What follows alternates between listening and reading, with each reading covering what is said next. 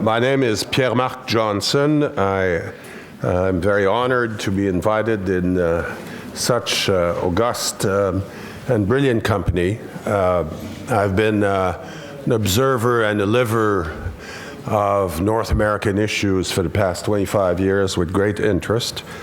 The people who are on this panel today are whose CVs you can find in the little brochure and whose text you can also find on the IGS website. All have very distinguished careers, and they represent an extraordinary source of knowledge as well as experience. I would say in electoral analysis, in electoral behavior, in Canada-US relations, in the place of multiculturalism, the sense of identity, and actually what really unites these four persons is the fact that they know a lot about the other country, independently of where they work. Jack Citrin, you've already encountered at the beginning of, so I don't have too much to say about Jack's posting and present direction of the Institute here at Berkeley, except to say that as well as Richard Johnston and Henry Brady, he's a specialist in quantitative analysis, but he will endeavor, and they will endeavor today, to talk about qualitative aspects of behavioral aspects of the electorates in both countries and both societies, actually. Colin Robertson, for himself, has always had a foot in academia and diplomacy and business and observation. He's one of Canada's foremost American watchers, I would say, with a prolific amount of information in newsletters and observation of think tanks in the United States in the past many years. He's now with McKenna Long, a K Street lawyers firm in Washington. I'm not sure that's a good thing. It is for them. Our panelists will have 20 to 25 minutes to address the issues found in their paper, which are about sensitivities, values, behaviors, and what makes identity around the themes of the perception of self in the US and Canada, the perception of the other in US and Canada, immigration issues and how these affect both of the previous, and of course the role of the state and how it's perceived and lived in both countries. The challenge at the end of their 20-minute presentation will be for Henry Brady and Colin Robertson to, in 5 minutes, and I will tolerate 6 and 20 seconds each, to try to see how all of that, which is going to be very descriptive and very interesting, inform or has the capacity to inform decision-making, policy-making, diplomacy, the crafting of agendas, the crafting of cooperation, which is actually what these endeavors are about. And I think they can say so with some honest modesty. The kind of endeavors you have here can influence policymakers, because ultimately policymakers accept to be partly influenced by other than pure electoral issues, including thought. And this is what it's about. So I'll leave it to our two main presenters. And gentlemen, you have 20 minutes and 35 seconds. Okay. Well, thank you, Pierre Marc. And Richard and I did this collaboratively. It was a wonderful collaboration for me, particularly at 11:30 last night when we were sitting at the dining room of my home and Richard was creating this magnificent PowerPoint presentation watched over by someone who's still trying to learn how to retrieve email. So Richard is the man behind this, but it was a wonderful collaboration. And, you know, this panel, after listening to the first panel, this is sort of like the descent from the sublime world of high politics to the mundane, grubby world of what ordinary people in the street say or don't say. So let me quickly lay out sort of the questions that we're going to address, and then we'll turn to the data. I think it's fair to say that for every national self, there is a designated other. We define ourselves in contradistinction to others, and the United States has often defined itself as not Europe, and Canada tends to define itself, or some might argue, as not the United States. Yet if you look at things a little more deeply, there's enormous evidence of similarity and even convergence between the two countries in terms of their history, culture, institutional structures, language to some extent, and we ask the question, what about values? And what about values and identities in the context of something which several of you have pointed out to me in the coffee hour earlier, is the context of tremendous demographic change in both countries, which in terms of the religious and ethnic composition of both societies have in the last 30 years been undergoing tremendous change. So in a way, an intriguing question is posed. If Europe can creep towards political integration in the face of enormous cultural differences, can North America, Canada, and the United States, with their much greater level of cultural similarity, move towards some kind of common integration in policy or even institutions? And that's sort of the question that we pose. It's not so different from the question posed earlier. Alan Gottlieb and Thomas Pickering talked about some of the impediments, strategic, and in terms of the different level of attention to these problems in the two countries at the highest level. We ask a somewhat separate question: is there anything in the political cultures of the two countries that might push towards cooperation or towards separation and conflict? And how do we go about that? So we are, as Pierre said, survey researchers. We mine over public opinion surveys, of which there are a huge number, and we've overlooked many. I was chagrined to learn that Bob Pastor has written 2 books, which we should have read and cited, and maybe then we would have a different paper. So, you know, take it easy on us, Bob, when it comes your turn. But we made a particular decision, which was to look at recent surveys in which identical questions were asked to national samples of the two countries. And so we focused on the 2003 and 2006 International Social Survey Program, which is run out of NORC, University of Chicago, and, you know, survey factories in the different countries. So what this means is we have a snapshot in time, and it's a limited snapshot, and we don't comment in any detail on trends at all, which is maybe a weakness. Okay? So, maybe the next slide. I should have it. I do have it. Click. Okay. I'll come to this in a minute. In the academic literature, the discussion of political culture of Canada and the United States, there are two main slogans. One is American exceptionalism, and related to that, the idea of a continental divide.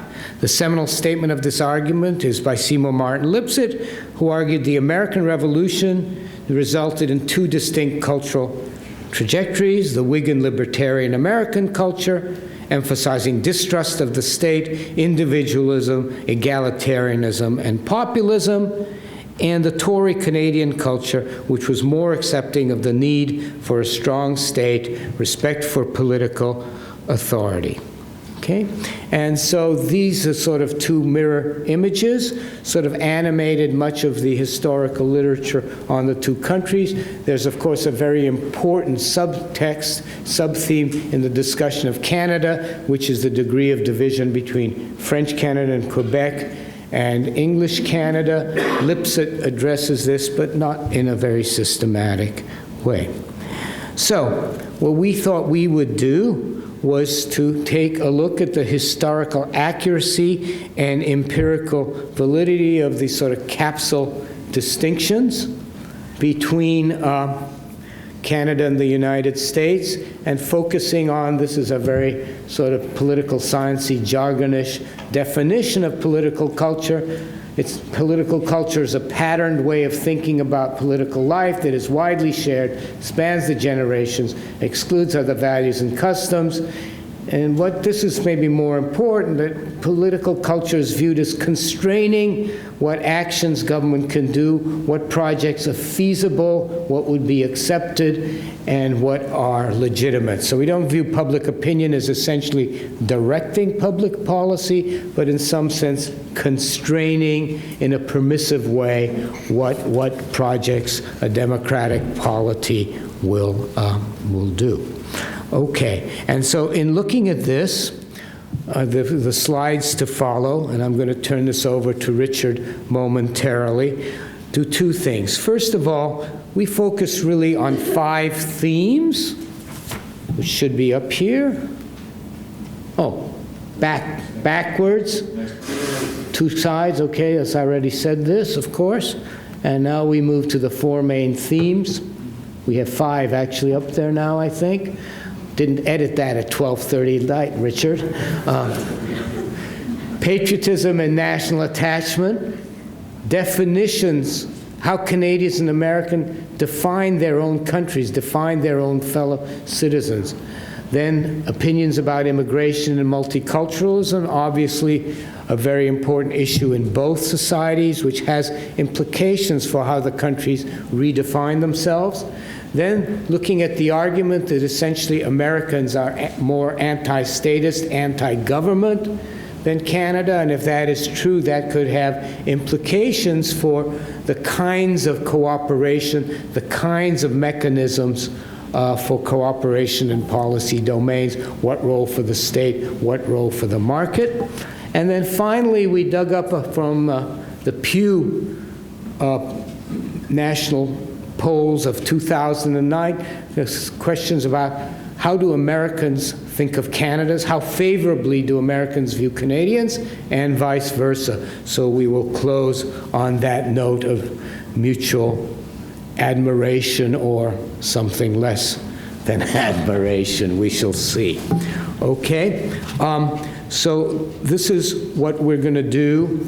We've made a presentation that in some ways emphasizes, I think, the differences. It might be said to sort of tease out differences from a body of data in which actually, and this is, I think, what Bob Pastor said to me earlier, there is evidence of convergence and similarity that is quite strong. And so I'm going to let Richard walk through this, and then we will hope that both the discussants and the audience will move from our descriptive presentation to asking questions and making comments about the implications.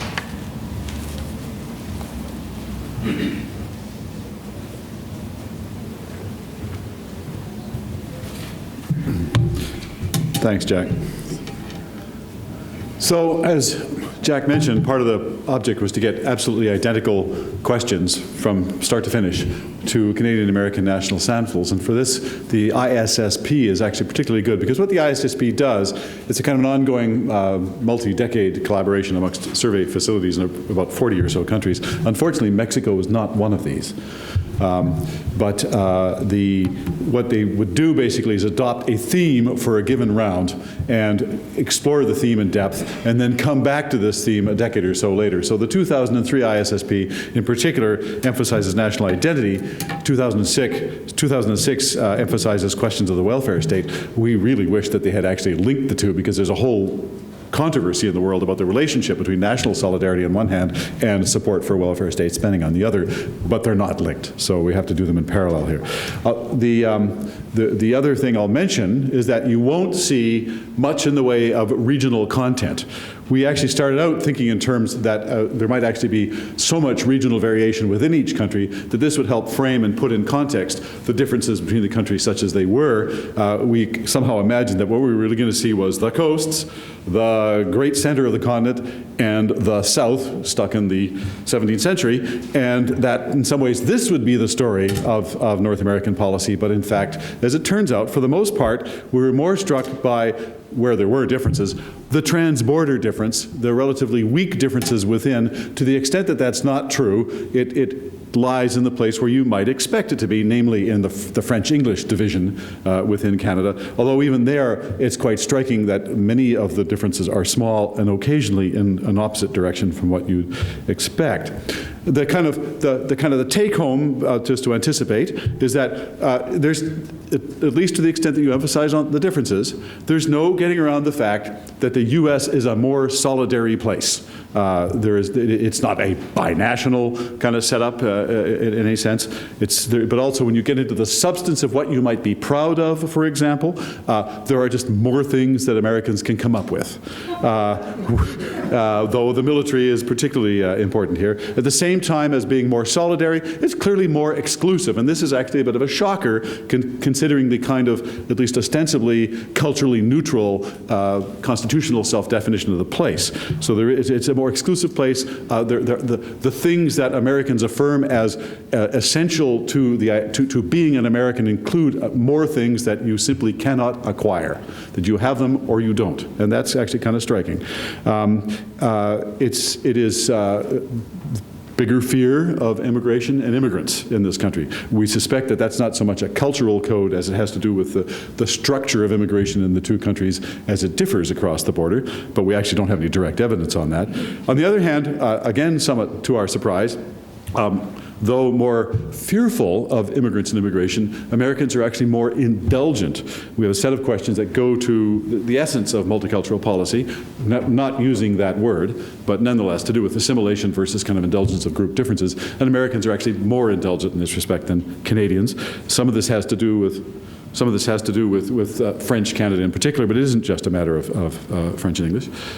Canadians, non-surprisingly, are on balance more supportive of government intervention. The differences aren't great, and when you actually look at the pattern, you suspect that it is a result not so much of some kind of ingrained DNA as it is experience with the state, with the program. We actually do stuff in the realm of redistribution and health care, which leads us to conclude that these things are possible. In this country, they remain largely hypotheses. So that's and then the final point is that, as Garrison Keillor once said, Garrison Keillor, ancestrally from Cumberland County, Nova Scotia, the family is, once said that Canadians are the people that you mothers want to take their daughters to the prom.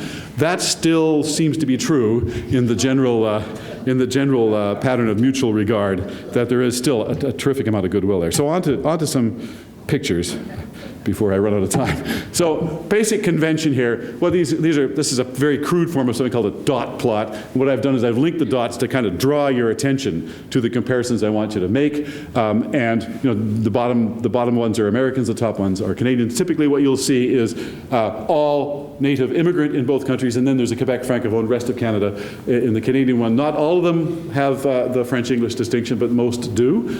Basically, to the right is more. Either more proud, feel closer, more supportive, stronger feeling, whatever is the label on the graph, to the right is more of that. So this is just pride and attachment, and the take-home is on the left here. In the abstract, the countries are, if you ask people how proud they are, everybody's proud. Francophone Quebecois, not so proud, not so close to the country as a whole as the rest of Canada. That's not a surprise. But the general pattern is that if you ask people in the abstract, are they proud of who they are? Do they feel close to who they are? In general, yeah, they are. But it's a pretty dippy question, as a matter of fact, and it makes more sense to get into specifics. So another way of going at this is to ask, well, how proud are these various things? So there's 10 items up there about which you might be variously proud or not, as the case may be. And once you start to get into that, in both countries what you see is that you get a more nuanced picture. And in one sense, it looks as if the two countries just simply slide to the less proud end of the distribution when you get into specifics, with maybe Canadians moving a little bit further away from the generalized pride. But part of what's going on there is actually that you see that there's actually considerable difference object by object in what makes people proud. And the thing that Canadians peculiarly value more than Americans do is the welfare state, basically. The country's system of social security, as the questionnaire puts it. Now, it's not that Canadians are so much prouder of the welfare state than they are of other aspects of Canada. If you sort of look with if you look at the top point up here, it's one of the things about which Canadians are actually rather proud and Americans not so proud. The big contrast, and maybe this won't surprise you, is that Americans are much more proud of their armed forces than Canadians are of theirs. Now, this was 2003. The gap may have narrowed, who knows, given the Canadian involvement in Afghanistan and the combat death toll, which now sits at 140. But this is an enormous gap, and it is the widest gap in the whole field. So there's a hint of both an aspect of solidarity and a bit of the meaning of it. If you go on to ask whether this cashes out in chauvinism, so here's the question: people should support their country even if the country is in the wrong. Right? This is a place where the rubber hits the road, I suppose you could say. The first thing it hits you, so those are the black dots on the left there. I mean, there's a kind of crude correspondence between pride in the armed forces and willingness to say this, but there is, I would say, not a trivial, it would seem, Canada-U.S. difference in the willingness to say that you should support the country even if wrong. Now, note where the picture puts America and Canada. It's not as if there's some sort of unanimous position on this side of the border that America should be supported even if it's wrong. This is a question on which there's a lot of disagreement. It's sitting there at 0.5. The way we've coded it, that means basically there's almost exactly even agreement and disagreement, but it is displaced rather more to the chauvinist side than Canadian opinion is. So I'll just leave it at that. There is, I think, there's a bit more of a tinge of chauvinism in here, in the U.S. What does it mean to be an American or Canadian? So here the question is basically, it's a battery. Here's some things that might make you a real American, a real Canadian. How important is it that you have the characteristic in order to qualify as a real American or qualify as a real Canadian? Well, there's a kind of a bunch of points in this picture. First of all, if you look at the green dots, okay, those are, that's an index of achievable characteristics. You ought to become a citizen. You ought to learn one of the official language or languages. You ought to feel like you belong. You should respect the laws and institutions, right? Those are achievable characteristics. They're a kind of civic content to identity. And in both Canada and the U.S., there's a willingness to impose civic but achievable tests. In both countries, when you move over to characteristics that are more ascribed, so the extreme is have ancestors in the country, be born in the country, have lived in the country for a long time, be a Christian.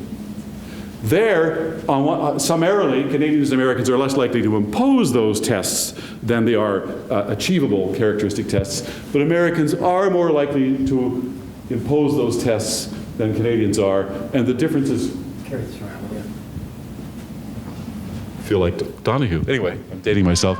Anyway, would you like that? No.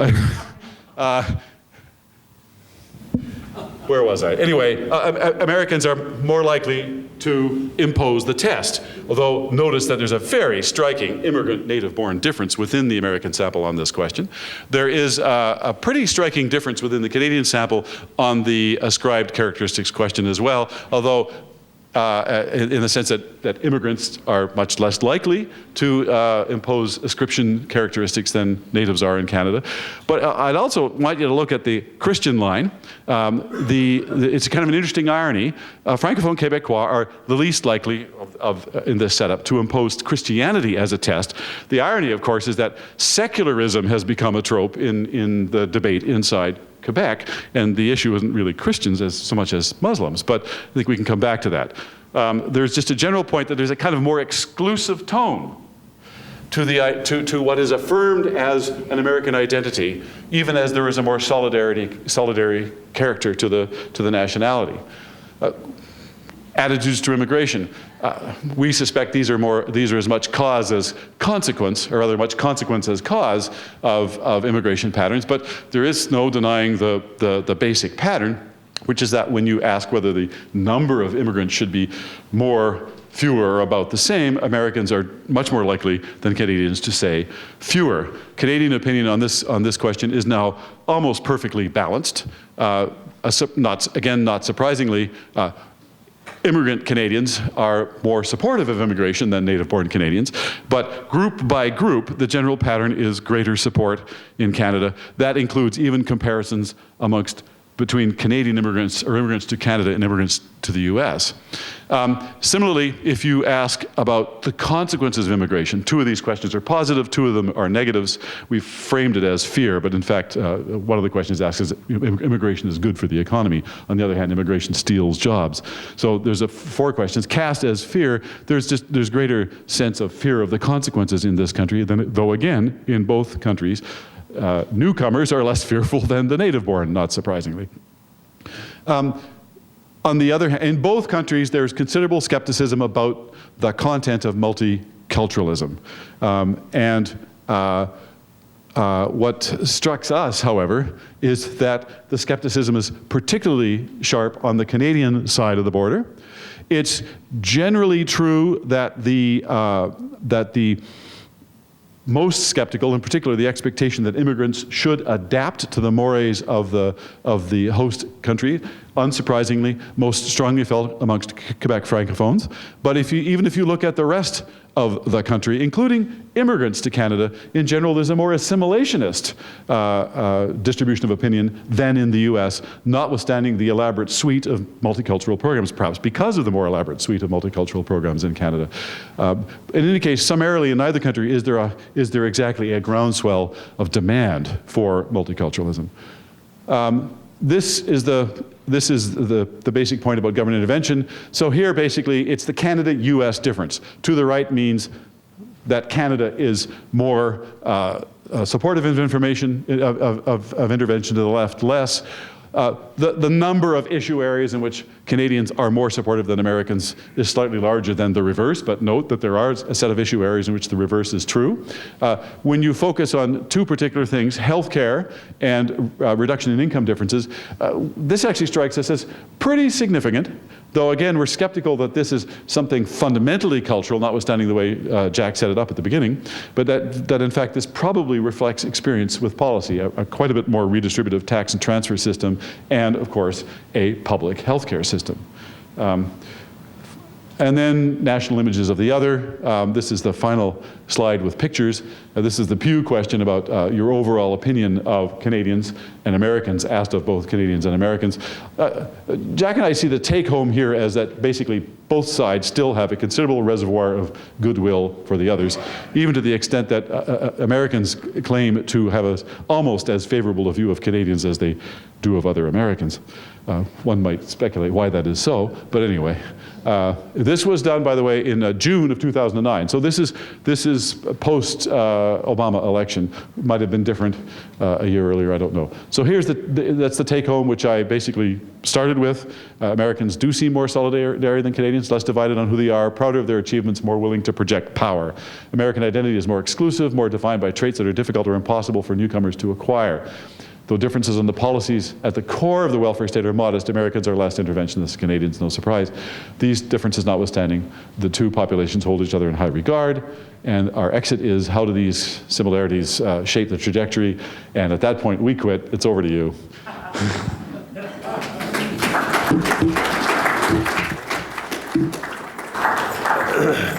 Thank you. You're starting first? Very good. Mr. Brady.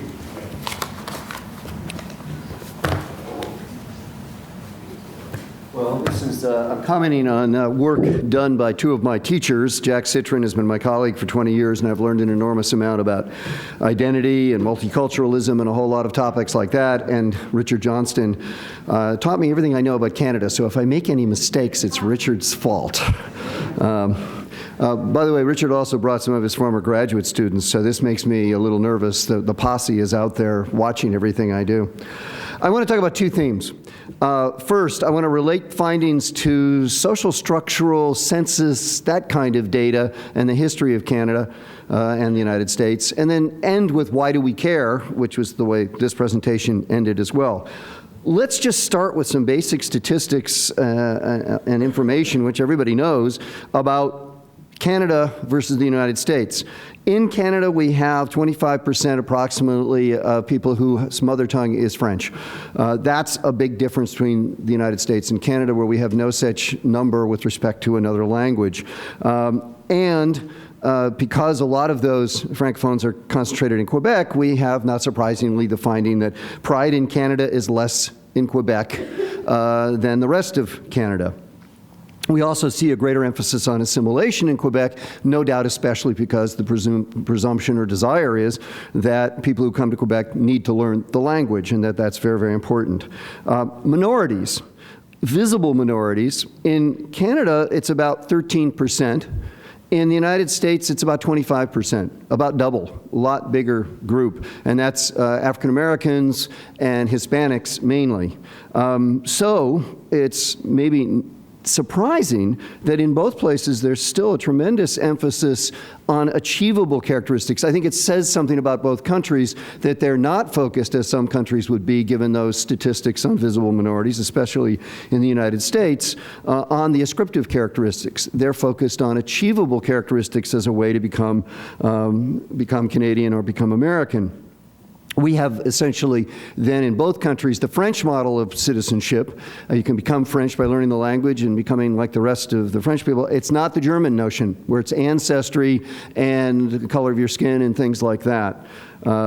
Still, and this is not surprising, that in the U.S. with a larger fraction of visible minorities, there's a concern with immigrants, much more than we get in Canada. So that's not a surprise. There's also religious differences between the two countries.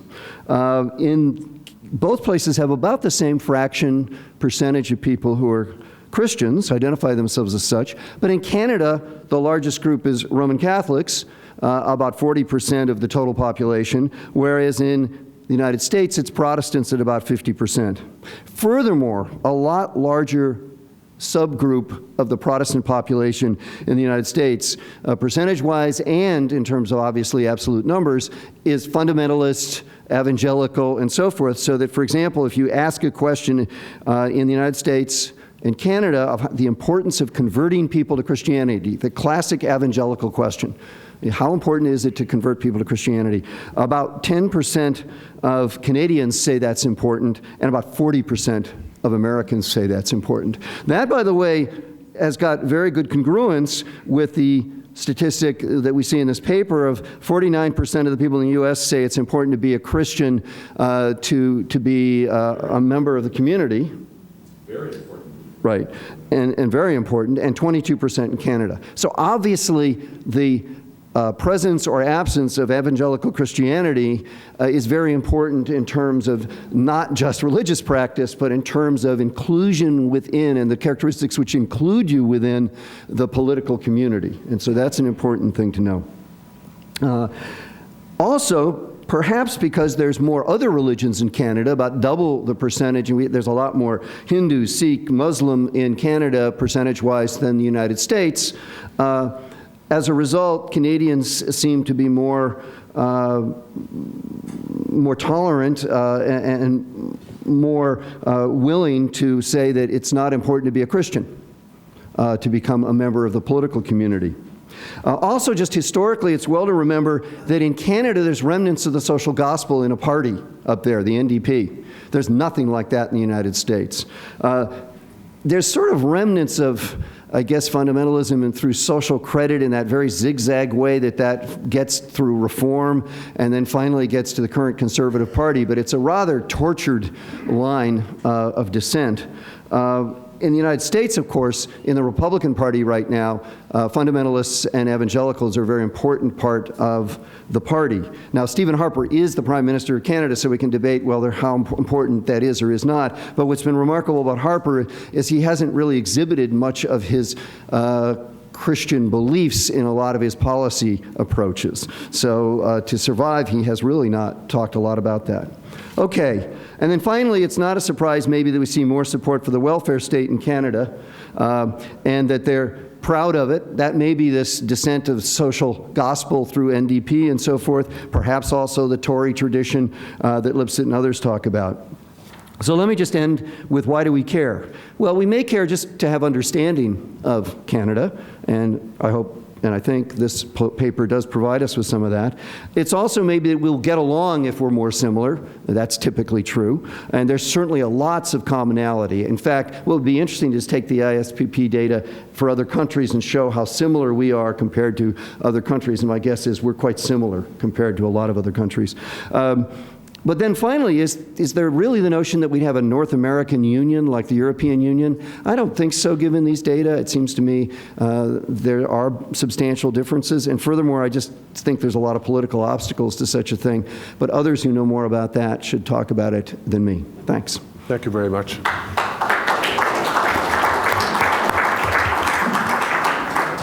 Thank you, Henry. Colin? Marc?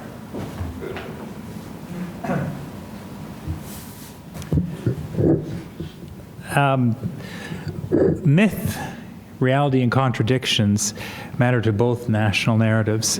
We put much more emphasis on not being American. It's the genuflectual reaction of most Canadians when asked what they are when we be abroad than being overtly Canadian. Yet the rest of the world tells us in many ways we are similar.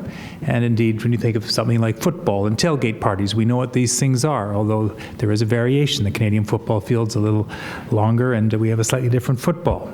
So we're similar, but we're not the same. We are born out of your prolonged birth pangs, first when you cut the umbilical cord, and we stayed attached and became not yourselves, but who we are. When the Civil War reforged the Union, the Canadian Confederation was obliged to stretch from sea to sea or face immersion in American expansion. Once again, we remained ourselves.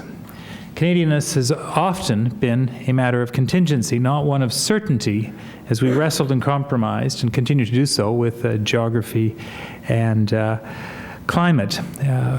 One of the comments you made about Canadians in the armed forces, we may not be a warrior nation, but when called upon, we can be a nation of warriors. And arguably, the next major step after the Civil War in terms of Canadian identity was born on the battlefields of Vimy Ridge. For the most part, we welcome waves of immigrants, in part as a defense against you, and we've made a virtue of it. We make a virtue of mosaic and multiculturalism. We accept the role of government as guardians of the social contract. Early in November, I was in Washington and up at one of the tea parties, and I couldn't help reflect that it's not the sort of thing we'd see in Canada. We would buy the Oliver Wendell Holmes argument that civilized taxes are the price of civilization. Canadians are much more inclined to accept that's what's necessary.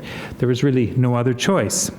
There always has been an ambiguity about what Americans would call shared history and less exuberance to nationality and fits of nationalism, notwithstanding what you'll see in Olympic hockey, for example. Canada's always been a deal based on choice rather than the universal idea made manifest, and thus the eternal question about identity. The irony is that the rest of the world knows who we are and what we stand for, even if we're not so sure about it ourselves. So I think the problem is not the brand abroad, but more the brand at home. Quebec and the French fact are a constant theme in our identity, and yet Quebec is the cornerstone of our diversity, and I think here you point that out a bit, and the challenge to national homogeneity and the melting pot.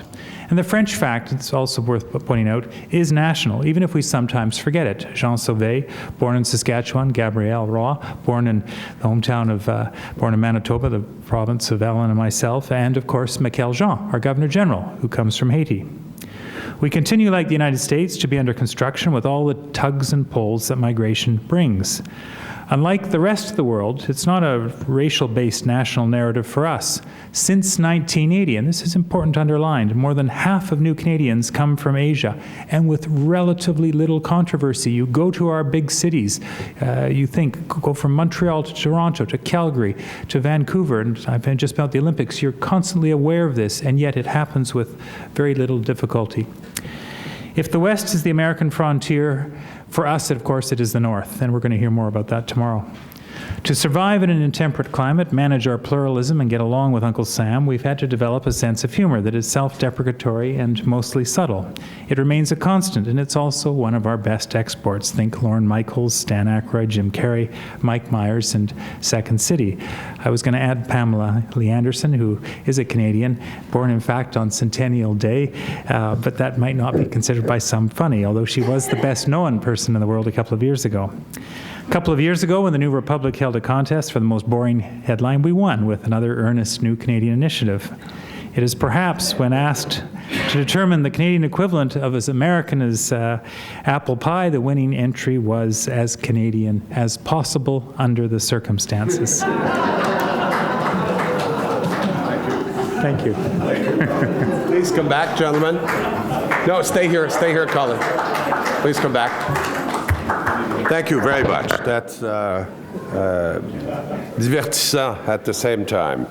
A couple of words, Catholicism and Quebec society, just for those who still think it's a priest-ridden country, part of a country. When I entered Collège Jean Brébeuf in the 60s, which was a Jesuit college, I had 7 teachers who were Jesuits, having the Roman color and wearing the cassock. And when I got out of there 4.5 years later, 3 of them had married their secretaries. And in practice, it says a lot about what happened to an approach of séculaire in Quebec. Paradoxically, in Canada, people still celebrate Christmas, although, and even though it's a Christian, it's a Christian fete. In the United States, you celebrate November, Thanksgiving Day, as something which is of extraordinary commonality for all American citizens. Paradoxically, in Canada, you celebrate Christmas and everybody's out there celebrating, even though it's a religious fete. And it's not always seen as a religious fete. So there's something maybe, and I'll be quite radical before I go to questions to the panel. There's a certain pride in our innocuous way of looking at issues in Canada, whereas I think there's a huge pride in the United States as exerting its power. And Canadians, I think, paradoxically, pride themselves in being modest. Maybe too much sometimes. And I think that's pretty well reflected, actually, in some of your data. I will ask the room, we still have a good half hour, which I promised you'd have. I would take the first 5 minutes for what are strictly questions. Not comments, not opinions, but if you ask questions, yes, please, madam. Yes, I have a question, and it would go to all of you. If you're familiar with the 10-second elevator speech, oh yes, do I need this? Okay, very good. If you're familiar with the 10-second elevator speech, what would be your 10-second elevator speech as to why we need Canada and why, I'm so sorry, Mr. Johnston, and why Canada needs the United States? 1, 2. Every country needs a hat? I mean, I don't know. Never mind. No? Okay. We need a neighbor, and you need a friend.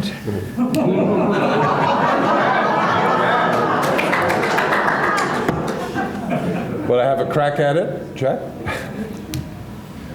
Well, I thought that was, what is it?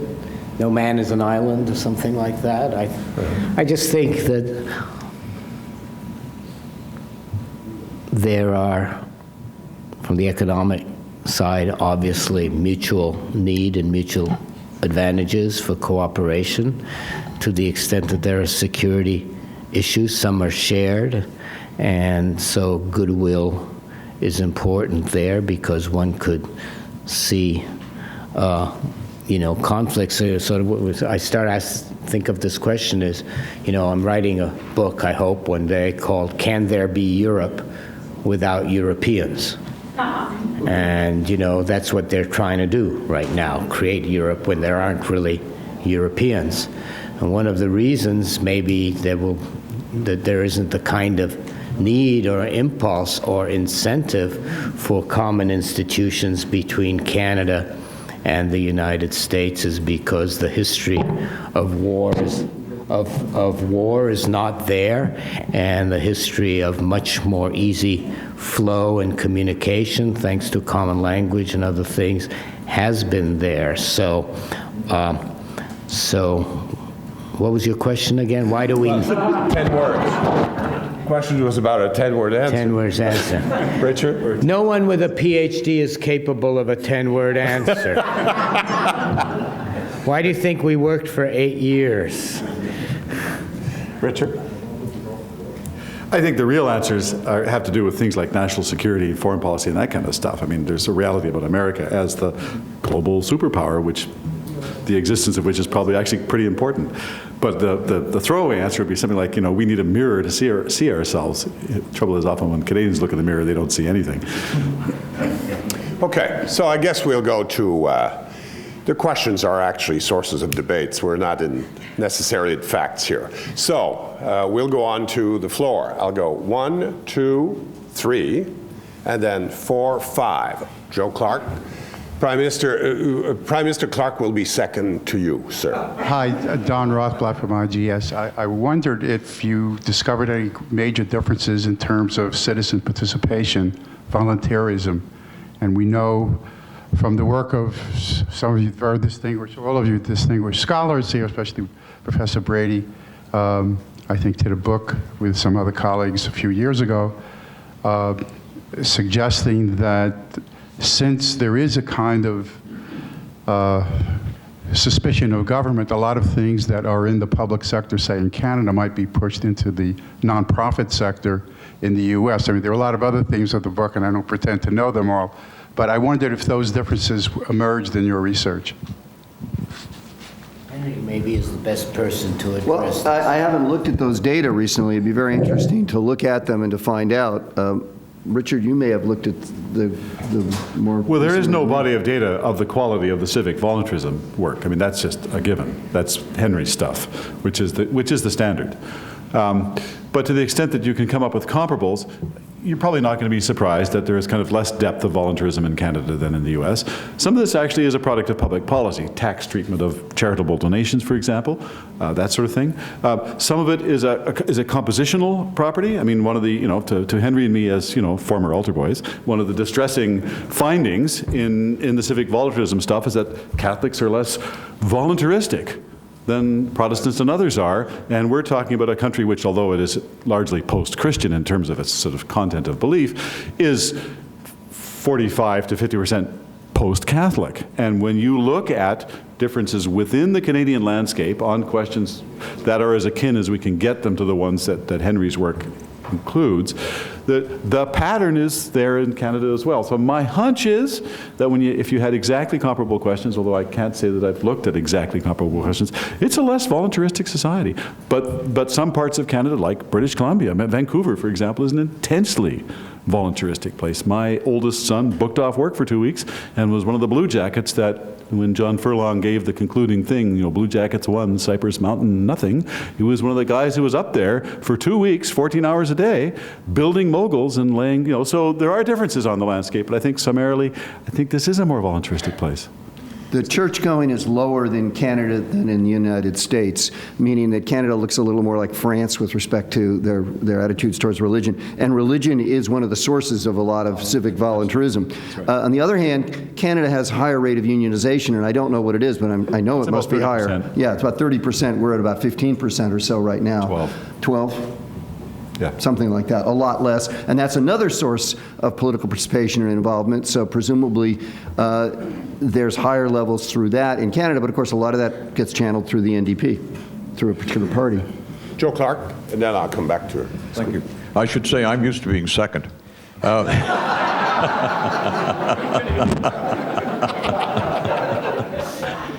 I want to comment on something which I think is there and doesn't show up in the presentation. Both these societies began as European Christian nations migrating to an open society. And we're not that, to any degree, as much now. The Statistics Canada stats are quite interesting about both what they report and what they project. Mother tongue language, neither English nor French in Canada. In 2001, it was 17% of the total. They're projecting in 2017, depending on the various scenarios, either 21% or 25%, a quite significant drop. Nearly half of that non-French, non-English is South Asian or Chinese. The South Asians are growing, partly for reasons of fertility. So this is a phenomenon that is going to continue to change. In terms of religions, in 1991, 4% were non-Christian. In 2001, 6.3% were non-Christian.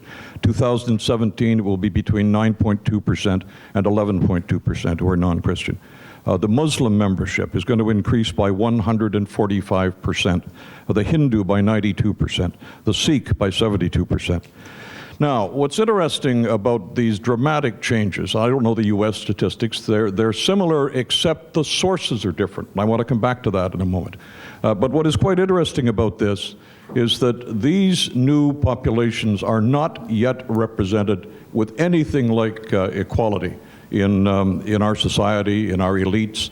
And that's partly because anyone familiar with immigrant or integration knows that the first priorities are on being at home in your neighborhood, making sure your kids are okay. Very much a low profile role, which may, I say to the social scientists, may show up in the questioning that is asked by professional polling. What's interesting to me about the two countries is, first of all, we are both in that sense culturally, which is what this is about, different from what we were. And we are becoming more different with each passing year. But what is also interesting is that we are becoming more different from one another than we were before. The U.S. population sources are disproportionately Hispanic. The Canadian new populations are disproportionately Asian. For the moment, Chinese, increasingly in the future, South Asian. Why doesn't that show up?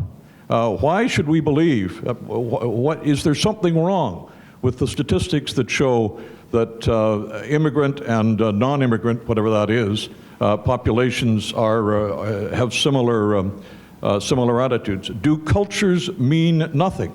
Do cultures of origin mean nothing? If they mean something, what do they mean? And surely that's more important than some of the graphing, with all respect, that we saw here today. Interesting. Well, let me address that, because this is a topic that both Richard and I have studied in our different countries. First thing is that immigrants change over time. There are huge differences between first, second, and third generation immigrants, both in terms of how they behave, both in terms of their social structural achievements, and both in terms of how they relate to their home countries, their countries of origin and their home countries. If you want to just take specifically the Mexican immigrants to the United States, Sam Huntington, in his book published in 2004, said Mexican immigration is the biggest threat to American national identity. Why? Because these are non-Christian, they don't have an experience with democracy, they are clustered in the Southwest, and they are going to be a new Quebec-type fifth column within the United States. That was his doomsday scenario. Well, we looked at this using some of these statistics and discovered that by the third generation, most Hispanic immigrants to the United States are monolingual in English, just as the Italian immigrants were, just as the Jewish immigrants were, et cetera, et cetera, et cetera. So it's some linguistic assimilation, and language, to me, is critical both for common communication and also for the ability to climb the socioeconomic ladder. So that seems to be nothing new as in terms of 19th or early 20th century. That's point one. Point two is in terms of feelings of loyalty and patriotism, what we find also is that second, third generation Mexican Americans express as much loyalty in terms of the kinds of measures that we threw up there are as patriotic, as strongly America's important to me as so-called European Americans or native-born Americans. So I think that the kind of notion that these differences somehow endure or are incompatible with some kind of common culture is just, I don't think, right. I do think that there is a retention of pride in one's original culture. And, St. Patrick's Day is 2 days from now, so everyone's going to go out, wear green, and get drunk, if that means you're being Irish. But I think, one of the things actually is, and this is where I think Huntington was wrong, is that culture is not static. It evolves. And, I had a metaphor, the idea of the melting pot had a lot of negative connotations among some immigrants because melting was viewed as cleansing. You wash off everything that you came. But I think, you view the melting pot as blending, and so what's in the pot changes, and sort of that becomes part of the culture. Then going on too long, but there's one other point that you made, and that is the degree of representation and political participation and civic engagement. And I think you're right. The first thing you do when you get off the boat is not register to vote, and say, oh my God, I want to run for school body president. The other things are more important. And nonetheless, if you look at levels of registration and voting in the United States, the Hispanic community, it's been going up. Asian community, it was always very surprising that levels of participation were as low as they were given the socioeconomic attributes of those population. But even there's variation between the Vietnamese, the Chinese, the Koreans, Filipino immigrants to the United States. And my guess is that all those indicators of participation will grow, both voluntaristic and in simple electoral participation. What I do think is the fundamental challenge that you pose, and I think both countries are responding to it, and there's some resistance, in some sense, from the old guard, is what can be the meaning of, what does it mean to be an American? What does it mean to be a Canadian in this different kind of, multi-ethnic population? Ernest Gellner was one of the leading writers on nationalism said a multi-ethnic nation is an oxymoron. Okay? But what he meant was that there had to be, you could have, in some sense, ethnic differences, but there had to be some common mode of communication and common glue for the society to work. So that's a challenge. We don't have to agree with his pungent statement, but I think you brightly point out that's a challenge. But I'm personally looking at the data in the United States, turning to you, Richard, for Canada, don't see this as the country is breaking apart because of this. Well, and I think the important thing is the extraordinary assimilation capability and capacity for both countries. This is not the Balkans. Identities don't persist over long, long periods of time and become problematic at some point. They seem to, in fact, become alloys. How about that for the melting pot? We get alloys, which are very powerful. That's good. Yes, over here. Yeah. One more thing. If you look at intermarriage rates, which is a pretty good indicator of separation versus not, cross-religion intermarriage rates are high, much to the chagrin of the rabbinate. Half of the Jews in the country marry non-Jews. 40% of people of Hispanic origin marry non-Hispanics. Japanese Americans, the most common name of a Japanese American kid is Scott. Okay. Over there? Yes, sir. No, over there. Oh, I'm sorry. Okay. And over there, this gentleman. I'd like to enter a skeptical note about political culture as an explanation of anything important. It overstates it perhaps, but if we think of health care, Canada has it, we don't. That is national health insurance. Look at labor law. Labor law has much more pro-labor character in Canada than it does in the United States. Now, Lipset, with all this talk about culture, political culture, explains that because we're more egalitarian in the United States and we're more populist in the United States. How does that explain the fact that before labor law in Canada used a card check that the United States will certainly not get in the next few years, and pro-labor law, while they were more anti-union, according to surveys, at the time it passed, than we were? The answer is public opinion will not predict policy. You have to look at the structure of the thing. Some provinces were governed by NDP, and in the United States, we don't have an NDP, and a few structural facts like that. Henry, when he was explaining why the surveys show that we are more, quote, Christian, and we think the country should be Christian, pointed to a simple fact. It is we have evangelicals in large numbers here, which have infiltrated the Republican Party and almost control it in many states. So to me, those are the big things to look at. If you're trying to explain big things as outcomes, like what are the policies? Can I just...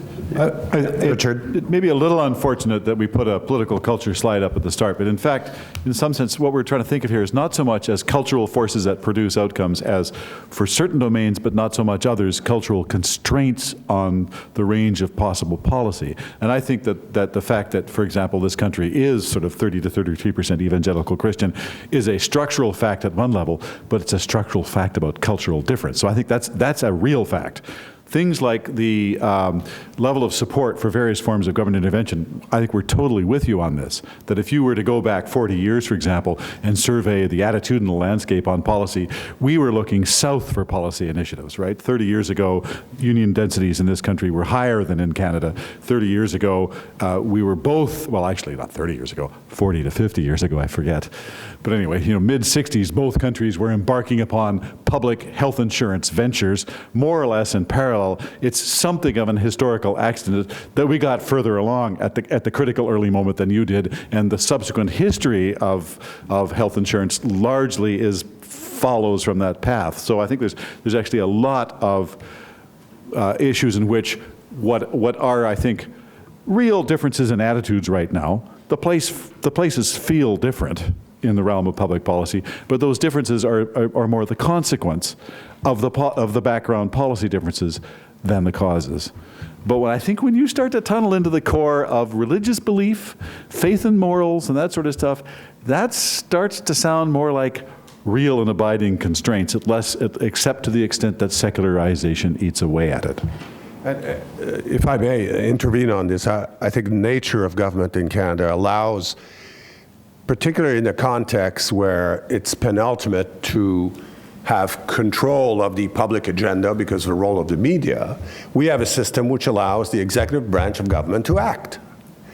Your system of government in the United States makes it extraordinarily difficult for the executive branch of government to act because it doesn't control the timing, because your legislature is so tough. What really vaguely resembles the American system in Canada is when we have a minority government, and even then, the number of concessions which have to be made by the government are minor compared to the literal surrenders that the executive branch of government has to do towards your legislature. So when you handle an issue like an anti-scab law, which I introduced in Quebec, I can't even remember when, 1977, and it was not reproduced elsewhere.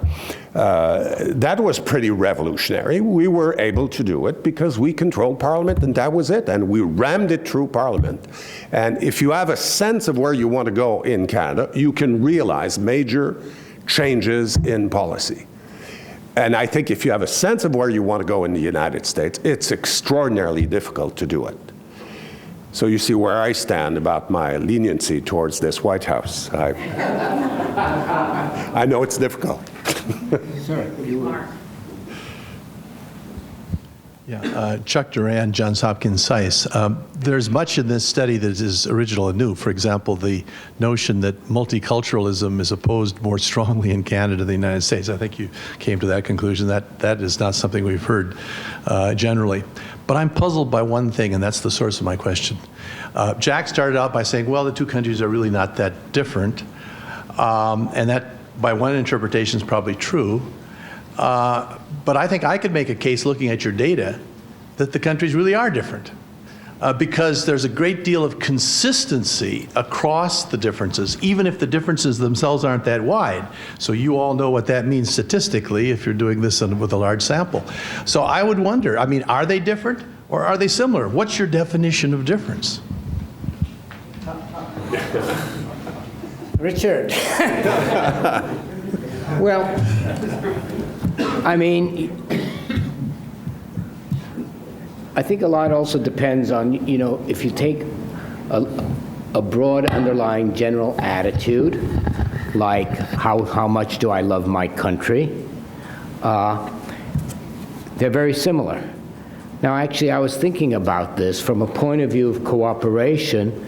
If two countries are extremely patriotic, that doesn't speak for giving up sovereignty or cooperation. In some sense, it can be a barrier to that. So at the level of some sort of broad general attitudes, I think there is similarity. When you get down, start digging deeper, as Richard did, to the sort of the makeup, you know, what feeds into those attitudes, there are differences, and those differences might be such as, you know, how much we love our armed forces, and by implication are willing to commit them to battle, can be significant. Those differences, you know, can be significant.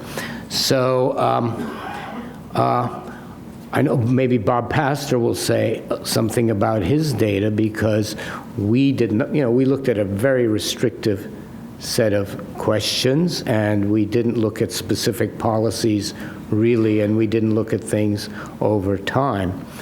And I think probably Bob will say that if you do that, you see growing similarity, not identity, but growing similarity. Isn't that right, Bob? That's what you said to me 2 hours ago, so you better repeat that. Yeah. If I could. Yeah, quickly, only because you have a whole panel to yourself later on. But maybe quickly. And then no, I will repeat. Actually, let me put it on. It's on right now. Yes. I think that the surveys that I've looked at over 30 years are quite compatible with what you've come up with, but they're much broader. I mean, if you look at the Chicago Council on Foreign Relations, every 4 years since '74 have asked questions about favorability And the interesting question on that, as well as in all of the other surveys, if you include Mexico, there is a high favorability among all three countries. That is to say, all three peoples like each other. If you look at those plus the World Values Survey, you find that all three countries are alike each other. That is to say, according to 54 values, there's been a convergence over the last 30 years among all three countries, not just between the US and Canada, which one would expect, but even among Mexico. And it's not towards an American mean, it's towards a different direction.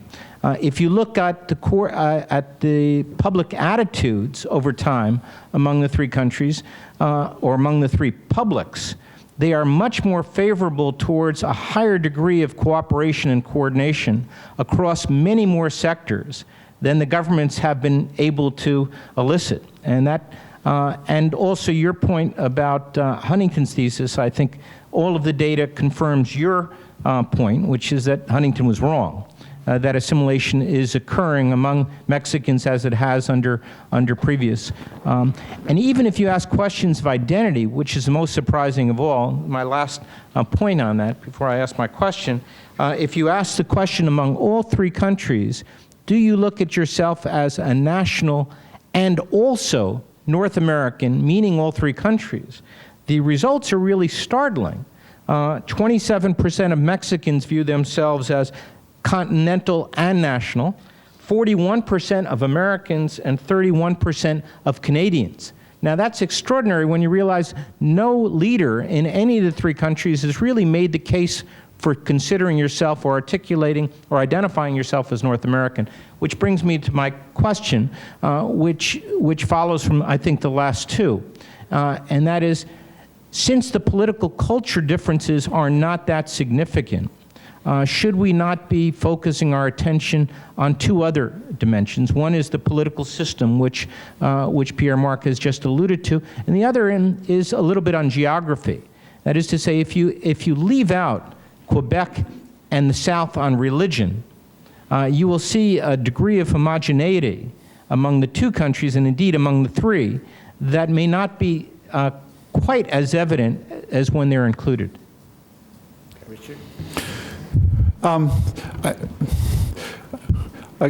see if I can address both things. I think we're kind of running out of time here. But I think in some ways, actually, Jack and I are still engaged in a dialogue on your question.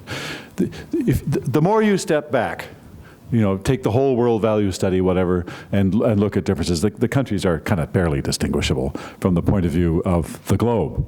That's just a kind of a fact, and they've become less distinguishable as the globe has become more unified. But it struck us that also was kind of an uninteresting way to proceed. And indeed, there's a certain mug's game quality to the whole thing of kind of drawing a line and seeing how wide the difference is, because I actually don't know how you interpret that gap. And I think both of us are very much of the view that in some ways what it really comes down to is the way in which preferences are aggregated. They're just profoundly different political systems, so that has huge implications for the ability to negotiate and to coordinate. That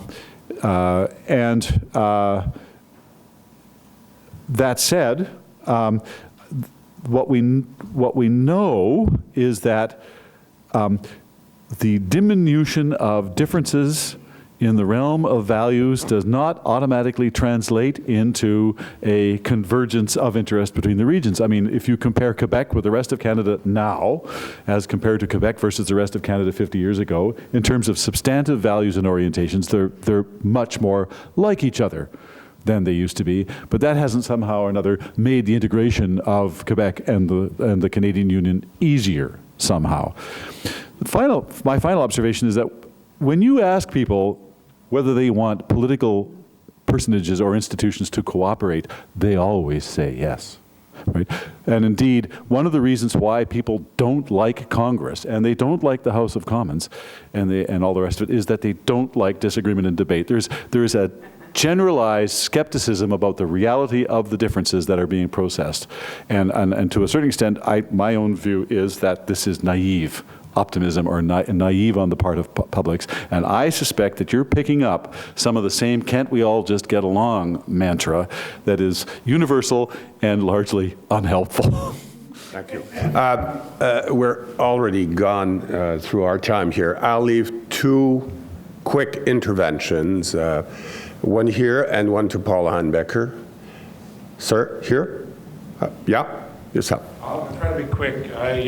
No, I'm sorry. Oh, I'm sorry, it was here. The gentleman who was here. Okay. I'm sorry.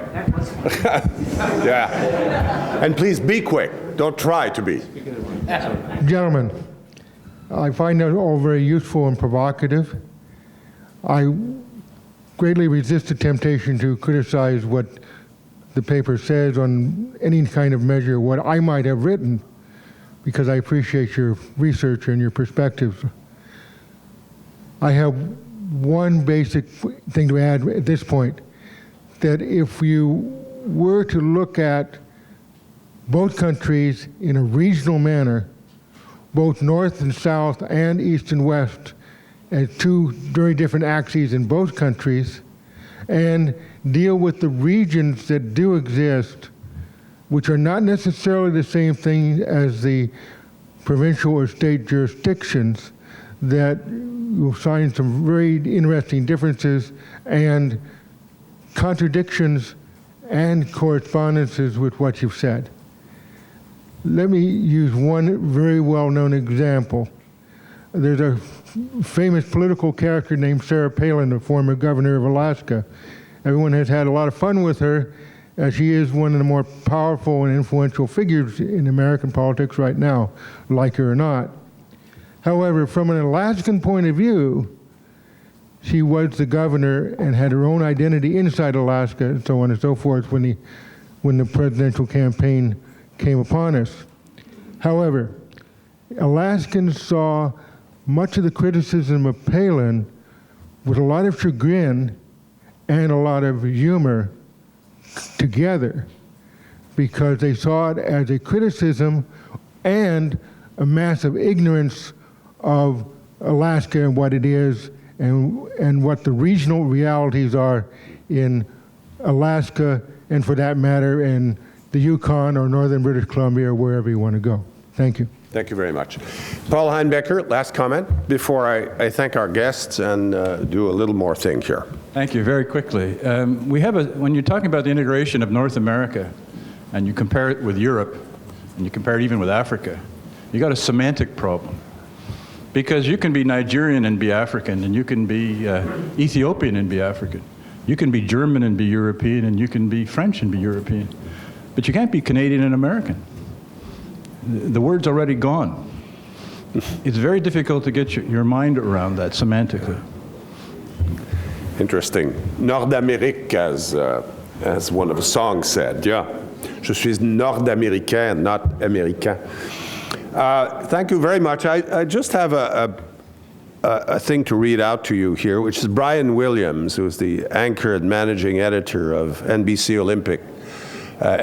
for the Olympics, wrote this little thank you note as he went out of Vancouver, and says, "Thank you, Canada, for being such a good host, for your unfailing courtesy, for your mostly beautiful weather, for scheduling no more than 60% of your float plane departures at the exact moment I was taking the antenna, for not seeming to mind the occasional or constant good-natured mimicry of your accents, for your unique TV commercials for companies like Tim Hortons, which made us laugh or cry, for securing this massive event without choking security and without publicly displaying one single automatic weapon, for having the best garment design and logo wear of the games.